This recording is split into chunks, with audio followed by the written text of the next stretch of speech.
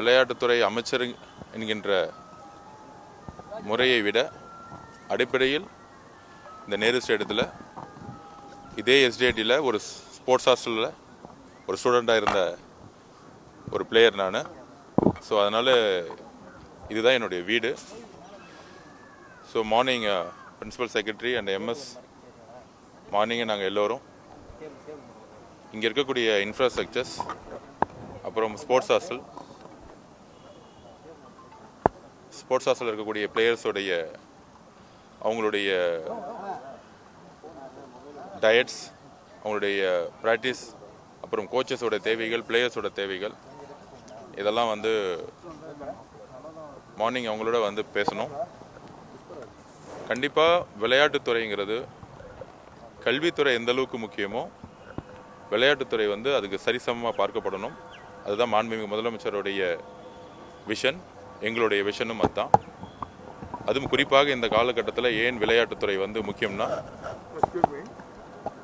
இன்றைக்கு தமிழ்நாட்டில் அதிகமான போதை பழக்க வழக்கங்களும் ட்ரக்ஸ் கல்ச்சரும் மது பழக்கங்களும் அதிகமாக இருக்குது.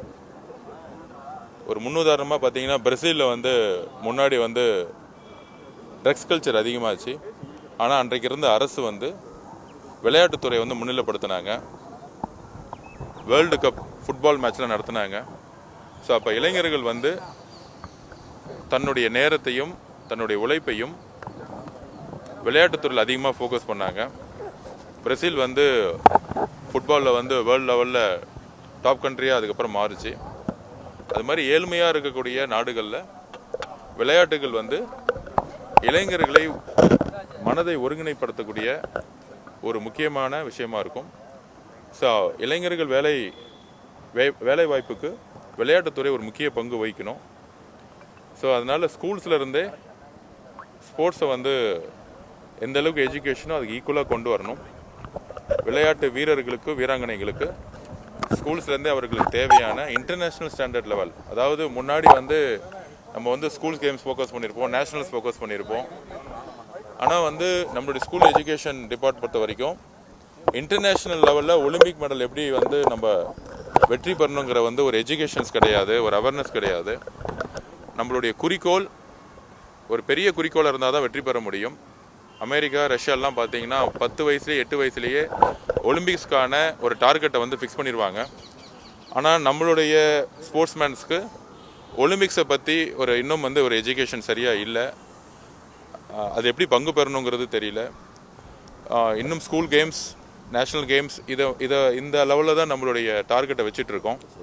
கண்டிப்பாக 8 வயசுலேருந்தே ஒலிம்பிக்ஸ் மெடலை வின் பண்ணக்கூடிய ஒரு செயல் திட்டத்தை உருவாக்கணும். இந்த 100 வருஷத்தில் நம்ம ஒலிம்பிக்ஸில் மெடல் எடுத்ததே இல்லை. தமிழ்நாட்டில் ஒரு வளர்ந்த மாநிலம், பொருளாதாரத்தில் முன்னேறிய மாநிலம்னு சொல்லியிருக்கோம். ஆனால் ஒரு டீம் கேமை தவிர இண்டிவிஜுவலாக இது வரைக்கும் நம்ம மெடல் எடுத்ததில்லை. ஸோ அதுக்கான செயல் திட்டங்களை உடனடியாக உருவாக்கணும். ஒடிசாவில் பார்த்தீங்கன்னா லாஸ்ட் 10 இயர்ஸாக பழைய கவர்மெண்ட் ஸ்போர்ட்ஸ் ரொம்ப முன்னிலைப்படுத்தினாங்க. அதே மாதிரி தமிழ்நாட்டிலையும் ட்ரக்ஸ் அண்ட் போதை பழக்கம் முற்றிலுமாக ஒழிக்கிறதுக்கு மாண்புமிகு முதலமைச்சர் அவர்கள் பல்வேறு செயல் திட்டங்களை உருவாக்கியிருக்காரு. அதில் முக்கியமாக விளையாட்டுத்துறையை ஊக்கப்படுத்தினாதான், அதுவும் பள்ளி கல்வியிலிருந்து எஜுகேஷன் டிபார்ட்மெண்ட்லேருந்து ஃபோக்கஸ் பண்ணணும். அதிலிருந்து வரும்பொழுது ஒரு மேக்ஸிமம் 3 to 4 இயர்ஸில் எல்லா டிஸ்ட்ரிக்ட்லேயும் எல்லா வில்லேஜஸ்லேயும் விளையாட்டை ஃபோக்கஸ் பண்ணும்போது ட்ரக்ஸ் கல்ச்சரை ஒழிக்கிறதுக்கும் லிக்கர் கல்ச்சரை ஒழிக்கிறதுக்கும் நடைமுறை சாத்தியம் அதிகமாக இருக்குது. அதுக்கான வேலைகளை நாங்கள் ஸ்டார்ட் பண்ணியிருக்கோம். பிளே ஸ்டோர் மற்றும் ஆப் ஸ்டோரில் இருந்து பாலிமர் செயலியை QR கோடு மூலம் பதிவிறக்கம் செய்யுங்கள். செய்திகளை உடனுக்குடன் பெறுங்கள்.